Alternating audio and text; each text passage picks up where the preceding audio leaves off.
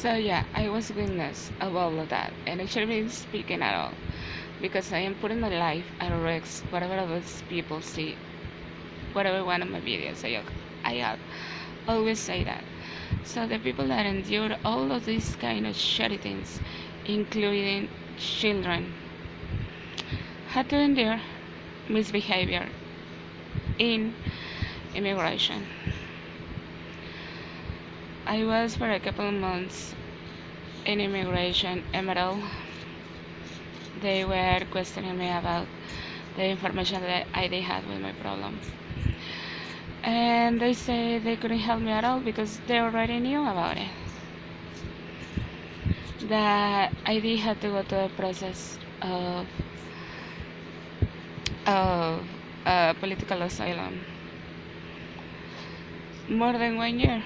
They put me in a cell with another woman that had like 4 years already separated from her children.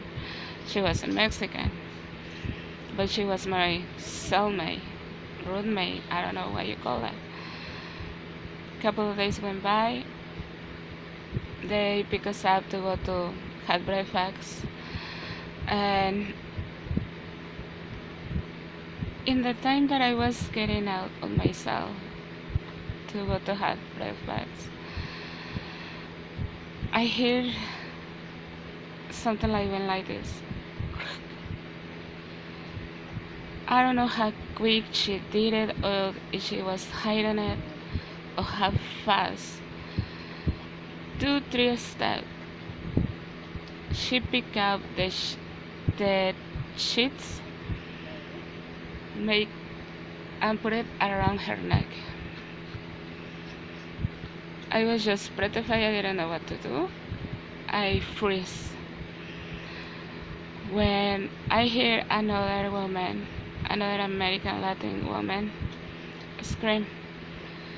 My brain was going 100 in that moment, but I didn't react at all. When I started to come back to myself, I was realizing that I didn't do anything at all. So for me, it was so long time. For me, it felt like an hour. Then later on, many people told me that was less than a minute. But the moment that she hands herself for her neck, it was so fast and quick that instantly it broke it. So even if I was trying to pick her up, there was nothing to do at all because she was afraid that they will send him back, and she was having problems with the narco too. They are terrorizing our country and our people. That's why many feel the need to go into your country to be also used to the economy, do some work, help themselves out. So I turn around, I try to help her. A policewoman stood by me, an African American policewoman. I am not judging the African American because I know nobody is the same. And I asking her to let me through, to help her. She just stared at me and started to laugh. So all the other women just started to look at each other and scream at her and tell her to let us through to help her. She didn't respond at all, she was just laughing. When I remember that, it reminded me of George Floyd. So I did kind of start to get angry, and I tried to scream. I just scream and try to confront her, to try to go through. It's a very disturbing thing to remember.